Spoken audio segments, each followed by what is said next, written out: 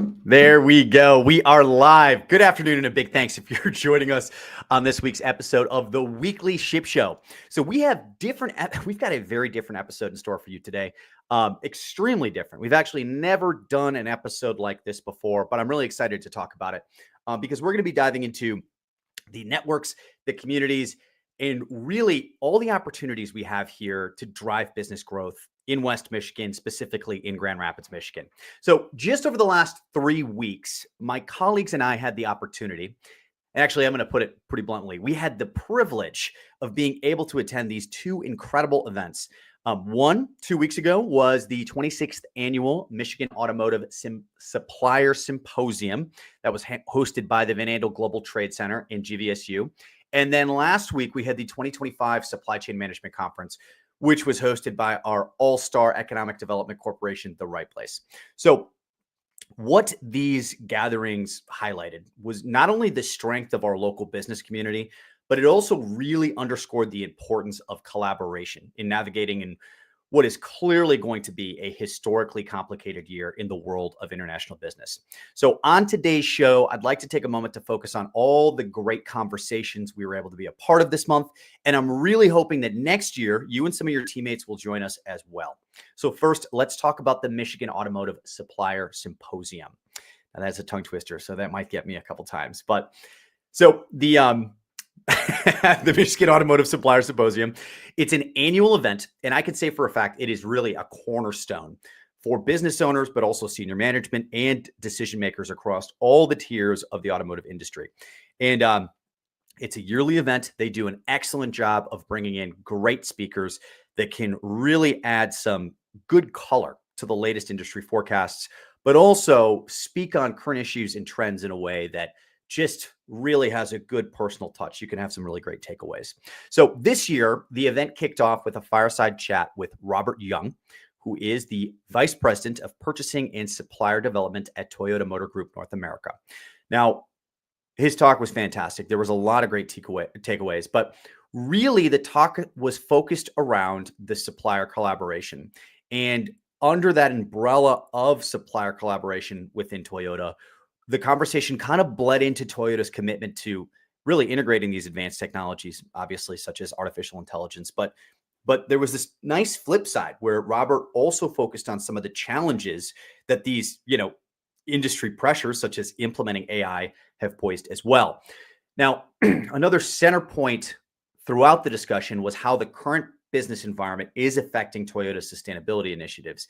And he kind of went through some of the shifts that they're doing and the decisions they've been making to really stay on target. And it does seem like they're going to be able to make it, which is fantastic. So Robert's presentation was followed up by Mike Wall. Mike Wall is an alumni of GVSU. He's also a renowned automotive industry analyst. And he really used this shotgun approach to break down the market, which really was contrasting Robert Young, but it was a great follow-up to Robert Young. So Mike's analysis, it was primarily focused on the current market dynamics, how consumer behaviors have been shifting, and how the current global economic factors are impacting the automotive sector. And he was really able to break it down into a dollars and cents sort of way, which made it extra impactful, particularly for me, but also for some of the group I was there with. Now, finally, the symposium ended with a panel discussion featuring representatives from a couple different prominent Michigan suppliers. So we had Magna, we had Pridgeon & Clay, we had Coastal Group, and we had AISIN. And, this one, to be honest, it ended up covering just so many topics. And this was partially driven by just a bunch of different audience questions that really took off. But really one of the things, and I'm not going to be able to give it justice, but one area that they did touch on, and to try to give you guys a little bit of a glimpse behind the closed doors here, was, there was a great discussion around strategic partnerships. And really, through the panel's discussion, you started to hear how much of these suppliers were really leaning into their partnerships this year.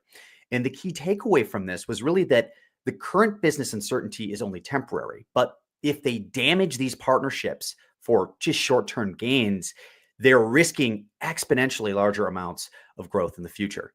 And that really hit me and also my team because it really aligns with how we feel here at SCS. It's obviously going to be a very challenging year. We've already seen so much uncertainty in the international business realm. And, the important thing at this moment is to lean into those partnerships that have helped us be successful in the past, and really lean into our relationships with our clients as much as possible. And that, really those topics were covered in spades with direct examples and hearing from these other renowned industries or renowned companies, but also the industry as well, the automotive industry, and learning about how they're kind of tackling those little things was fantastic. It really was. Now let's move on. Let's talk about the Supply Chain Management Conference. So that took place on March 12th. It was at the Amway Grand Plaza Hotel. It's in downtown Grand Rapids. And now this one is a little bit of a mouthful. The Michigan Automotive Supplier Symposium, that was a half day. That was the first half. This bad boy was taking up the entire day. It was chock full. So I'll do my best, but let me kind of break down a little bit about it first. So it's put on yearly. It's put on yearly by a local economic development group who we work closely with called The Right Place. And I actually spoke at this conference 2 years ago when it was being held at the Pinnacle Center. And one of the cool things about this event is that it makes it a little, and what makes it a little bit different from the Automotive Symposium is it draws a great, very local crowd. So this year, the final registration numbers, I believe, were at 340 people. And included in that number, we had just so many of our local customers. We also had a couple local carriers that we rely on, sometimes just for a better understanding of what's happening just outside our West Michigan realm, right? We were able to just touch base with so many of our local carriers who we really rely on so much. And it's a great experience. It really, especially post-pandemic, these opportunities just to touch base and just to share information or learn information together have been so valuable for us. So the day was kicked off with an opening keynote from Carolyn Ritterman. She's from Stryker, and her talk was primarily focused around the digital transformation that they've been going through and really how some of their new integrations are helping them navigate the current trade environment, specifically how some of this technology is allowing them to manage a more globally diversified supplier base than they've ever had, but also how they have these new flexible production contracts that are allowing them to shift portions of production away from certain markets in a much easier and much more agile fashion than they've been able to in the past. And, I think one of the really interesting contrasts between the two events really came right in the first opening discussion with Carolyn. And, so Carolyn, her final lesson and a key takeaway, so to speak, was like having a very customer-centric approach, that kind of being the holy grail focus of the organization. Now, why I say this is an interesting contrast is because during the final discussion at the automotive symposium panel discussion, the sort of holy grail focus was really talking about the importance of strategic partnerships and making sure they're sharing the pain equally as they deal with this changing international environment. We really didn't even touch on, quite frankly, which I'm actually surprised about at both these events, the changing ocean carrier alliances as well, because that's a massive change happening at a time with, these tariffs flying left and right, which is really causing a lot of business uncertainty. But you saw at the Automotive Supplier Symposium, really these suppliers saying, we need to lean into these partnerships and we need to take this pain together and we need to build a long-term strategy. Stryker, on the other hand, was saying, we need to maintain our customer-centric approach to the end. This is number one. And I think obviously both of these things, everyone can agree on that they're both extremely important, but it's interesting kind of saying this is our number one and it being different. Now, anyway, let's continue on. So the Supply Chain Management Conference, it featured a ton of breakout sessions throughout the day. And the easiest way to break this down is all the breakout sessions were between one of three key tracks. We had procurement, operations, and transportation sessions. Each session allowed you to choose between the three topics before moving to the next breakout session. So if you look at the procurement track, the procurement options throughout the day, it included a session on AI-enabled process improvement. That was presented by Grace Zacharak, the senior advisor at Cognex. You had a strategies for supplier diversity that was presented by Laura Hobson, president and CEO of EM Services, as well as Joe Matthews, VP of Diversity, Equity, and Inclusion at Gentex. Third, we had Women in Supply Chain presented by Sarah Vanderwood, who's the VP of Supply Chain Operations at Corewell Health. We had Angela Westfield, Vice President of Global Distribution and Supply Chain Operations at MillerKnoll, and Kelly Springer, President and Chief Executive Officer at Metal Flow Corporation. And then finally, Jennifer Gibson, Senior Vice President of Global Planning, Logistics, Manufacturing at MillerKnoll. In the operations track, so remember, each of your breakout sessions, you could choose between a procurement focus session, an operations focus session, or a transportation focus session. So in the operations options, you had a lesson on making custom GPT implementations with George Lozano, Head of Data Science and Digital Innovation at Steelcase. You had Sustainability and Design with Jeff Yost, the Director of Operations at Cascade Engineering, and Meg McLean, also at Cascade Engineering, but their supply chain project coordinator. And third, you had Healthcare and Supply Chain Management, which was presented by Damika Miller, the Vice President of Supplier Relationship Management at Trinity Health. Finally, on the transportation track, we had AI and Logistics with Brent Deckinga, founder and principal of Cirrus, and also David Hand, who's the manager of analytics and insight at Cirrus as well. We had Global Logistics Strategies. It was a panel featuring Sean Mooney, the Global Logistics Manager at MillerKnoll. We had Barit Kelderson from DSV, Vicky Riley, who's the founder and owner of Riley International, and Andrew Abbott, President and CEO of Atlantic Container Line. And last but definitely not least, we had a breakout session featuring our very own CEO, Les Brand, the Vice President of Client Services at Columbian Logistics, Blair Thomas, as well as the Vice President of Sales at Autoscheduler.ai, John Kelly. And yes, that was a mouthful. So it took a lot of coffee to get through everything, and definitely a light lunch. A lesson to all of you next year: eat light at lunch, drink lots of coffee, take lots of notes. But speaking of lunch, we also had a lunchtime keynote.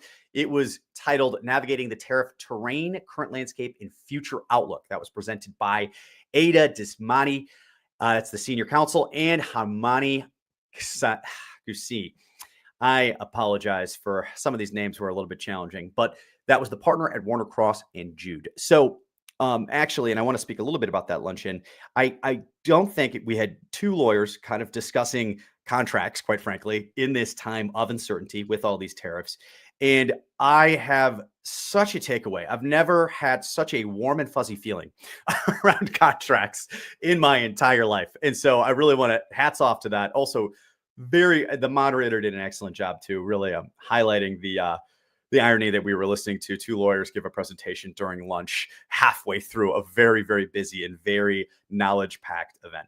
But, I think really the key thing here is both of these events, they emphasize the importance of networking and the importance of networking in building a resilient and innovative business community. And now, engaging with industry peers, sharing insights and collaborating on solutions, it's all going to be more crucial than ever for navigating these unique complexities we're going through right now, but we're definitely going to continue going through the end of the year, if not beyond. And I can promise you that the connections made at these events will pave the way to future partnerships, and they will help unlock some of the speed bumps you're running into or some of the challenges you're facing right now and help you get through that. So, I want to thank both the Van Andel Global Trade Center and the Right Place for just seemingly every year setting the bar higher than before. And I really do implore all of you to take part in the future and make sure you're at these events. Also, they have more events coming up in the next couple months. We're going to bring on a couple guests to talk about those because I am a wholehearted believer in their value and just it being such a crucial part of what makes this Grand Rapids, but really the West Michigan community, such a powerful international business community. So thank you all for joining us today. We are live next week, Thursday at 1 p.m. Eastern as well, and it's our Freight Market Roundup. If you haven't joined us, we're going to run through all the ocean rates our customers are paying on all the major trade lanes, as well as the air rates, and we're going to touch on so many of the big events that are happening around the globe that are affecting our customers, but they're also probably affecting you. Thanks again. We'll talk to you next week.